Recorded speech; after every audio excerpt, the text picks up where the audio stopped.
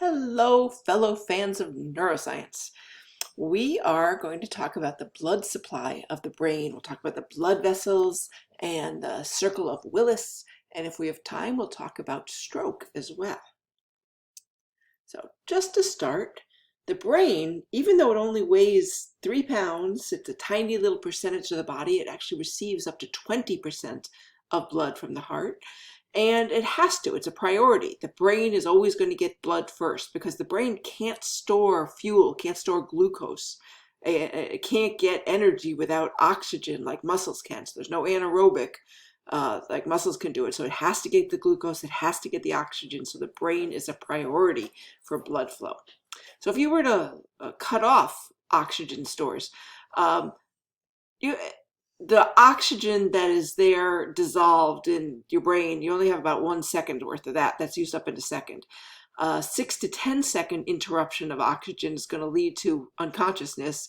And within a few minutes, you're going to have permanent brain damage. So it's very, very important that the brain get blood supply at all times. And the blood supply of the brain is unusual in a number of ways. There's the major arteries of the brain, they join together and then they separate. It's going to make this circle of Willis that we'll see. There's not a lot of mixing of the blood between the rostral and the caudal areas. And if you remember, rostral in front, caudal towards the back. There's also not much mixing of the blood between the left and right side in the front of the brain. And there are alternate routes. So if there's a blockage at one point, the blood just kind of takes another alternate route to get to the same area. So a blockage doesn't necessarily mean that blood flow would be completely cut off to that part of the brain. So what we're going to do, we're going to look at the structure of the blood vessels, and you're going to learn quite a few of them. We're going to look at the 2 major arteries that serve the brain and what their branches are.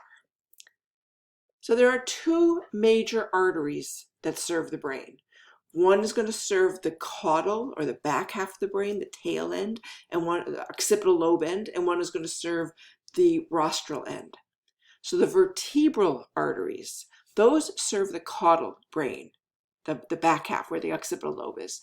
And these are going to join together to form the basilar artery, and then the basilar artery is going to branch to posterior cerebral and posterior communicating arteries. The other main artery that serves the brain is the internal carotids, and those serve the lateral portions, that's on the side, and the rostral in front portion of the brain. And those arise from the common carotids, and those also branch. They branch to the anterior cerebral and middle cerebral. Now, early in the semester, earlier, we talked about all these directional terms. They're really going to come in handy right now. So remember where anterior is compared to posterior, posterior towards the back, rostrals in the front, caudals in the back.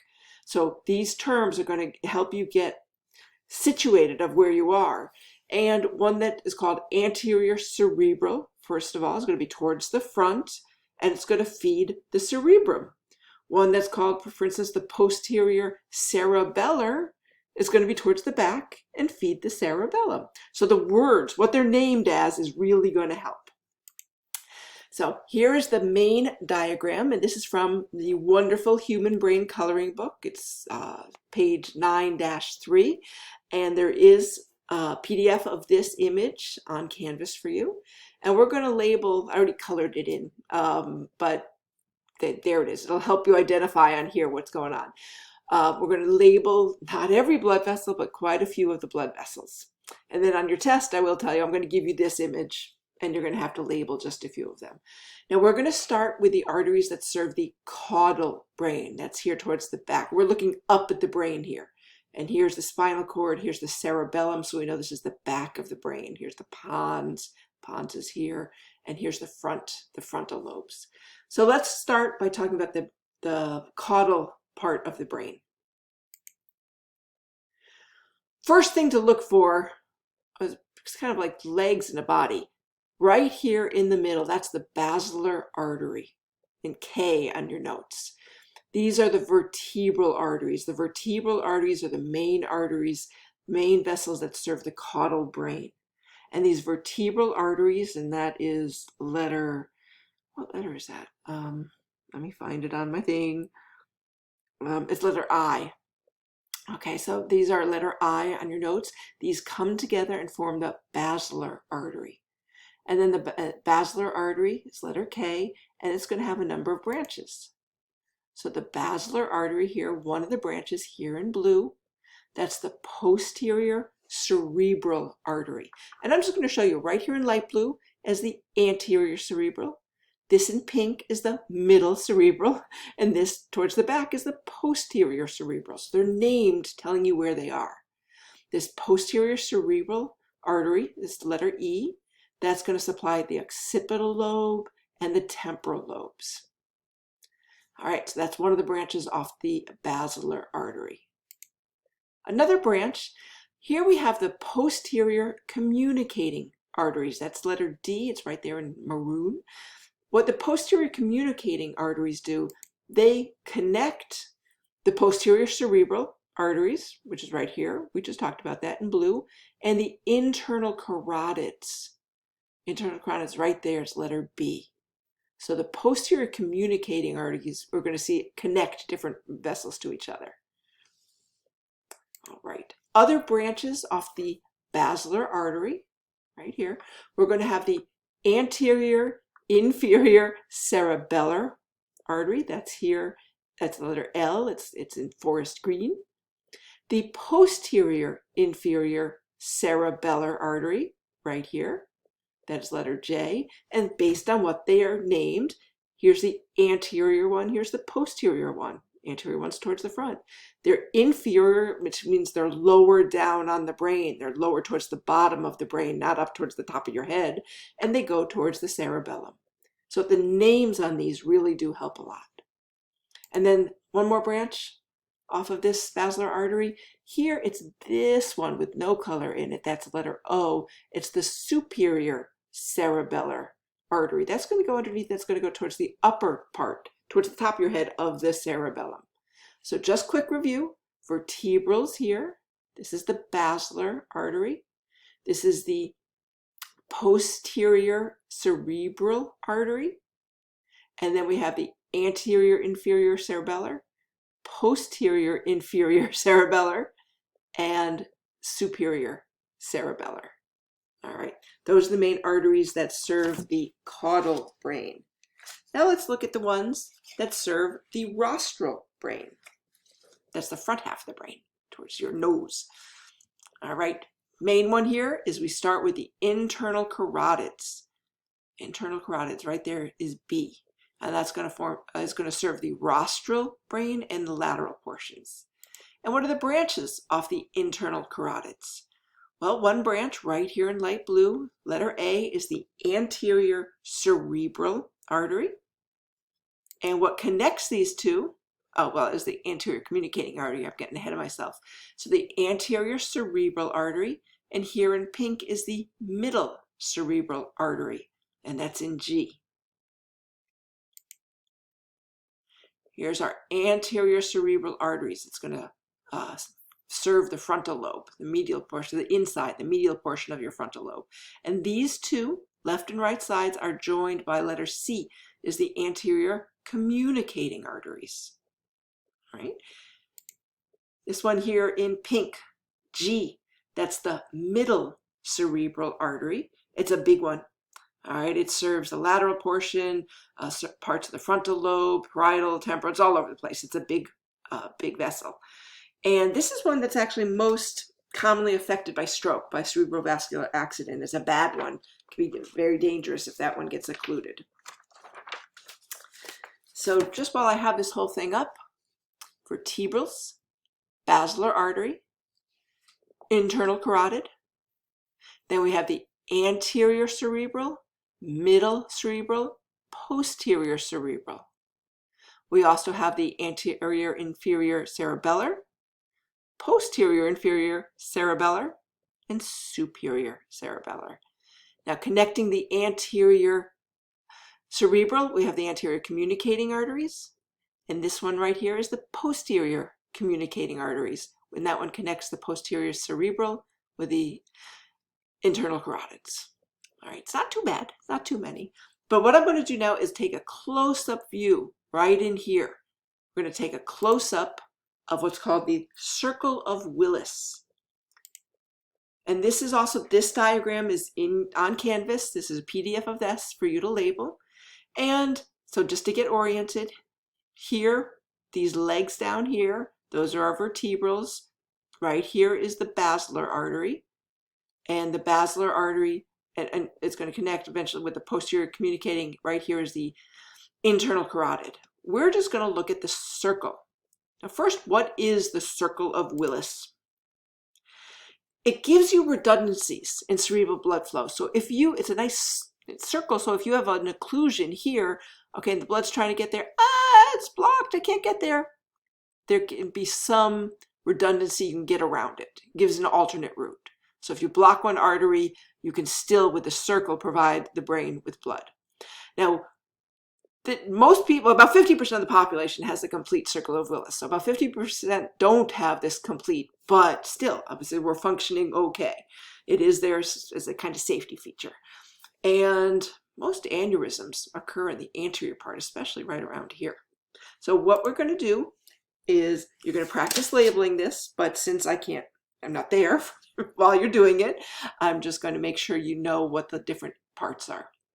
So again, this is the main part. The main circle is going to be here and 5. And so this is the main circle.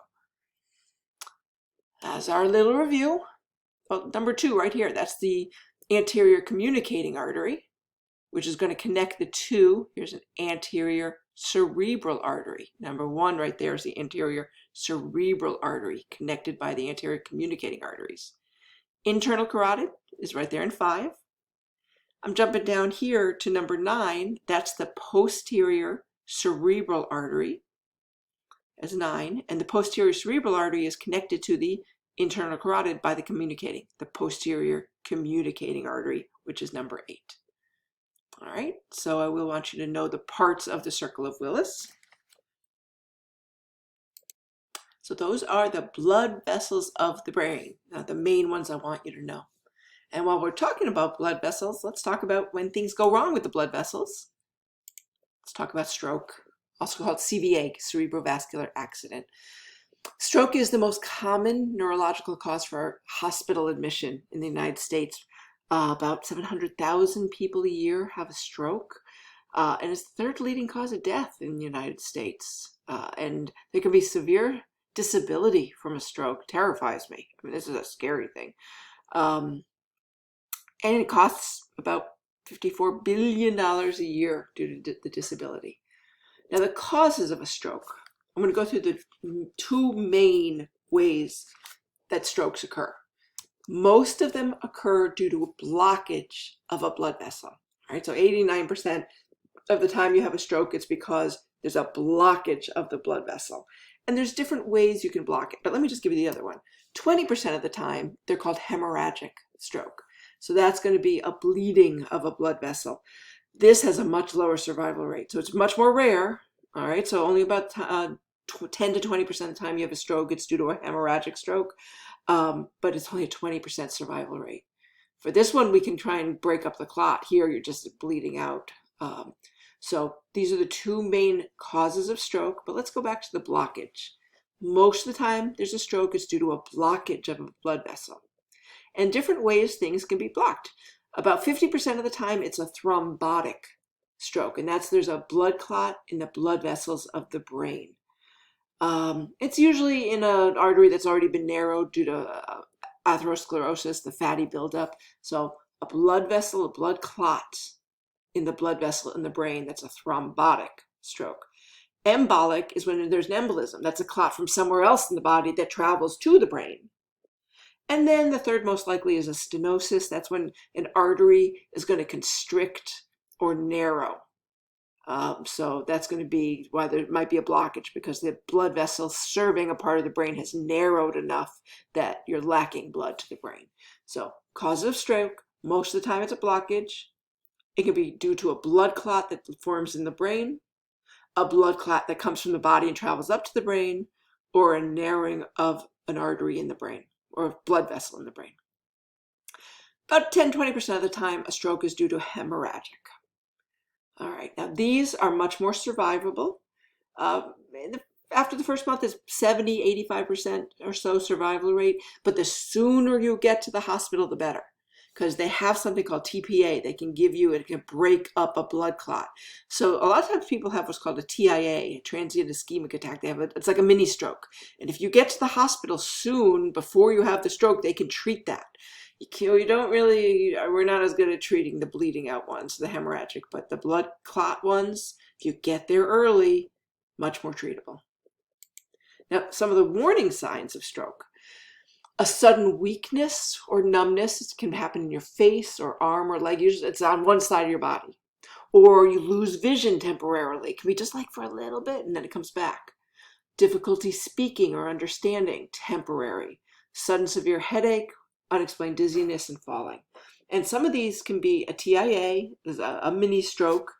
So it happens transiently, happens for a short amount of time, then you feel okay. But as I said, even if you have one of these mini wait, you can't speak and you get dizzy and you can't lift your arm on one side, get to the hospital, even if you get better right away. We're seeing stroke in younger and younger people. And I will say, yeah, so we're seeing stroke in younger people, which is tragic. Now, a quick test for the stroke, due to these warning signs, is you can have somebody raise their arms above their head, both arms. If one arm isn't going up, well, that bears investigating. Now, maybe they pulled their shoulder, who knows? But if maybe if it's a stroke in the motor cortex and you can't lift on one side, you ask them to smile. If they can only smile on one side, then that might be a sign of a stroke. It could be Bell's palsy as well, but that's so that you want to further investigate. You ask them to speak a simple sentence. So that's kind of the simple test there. Another one is fast. Is the face drooping on one side, arm weakness, speech difficulty, time to call 911. All right, so that's your basic signs. Now, what is associated, what increases your risk factors? High blood pressure. All right, so to avoid that, feed a balanced diet and get some exercise, maintain a healthy weight, don't smoke, watch your blood pressure. Smoking greatly increases your risk.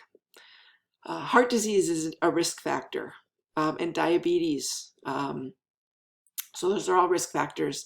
Also high cholesterol. Now, if it is a blockage stroke, then TPA can break down those blood clots. If you give it within 3 hours after the symptoms start, you have a much greater chance of a good outcome. To diagnose a stroke, they can do a CT scan to see if there's a hemorrhage. They can also do an MRI, but they usually do CT instead. Now, how to treat a hemorrhagic stroke? They could inject an embolizing agent through the blood vessels in the brain or with neurosurgery, but they're tougher. They're much less treatable. So with that happy thought, I will close it out for this section.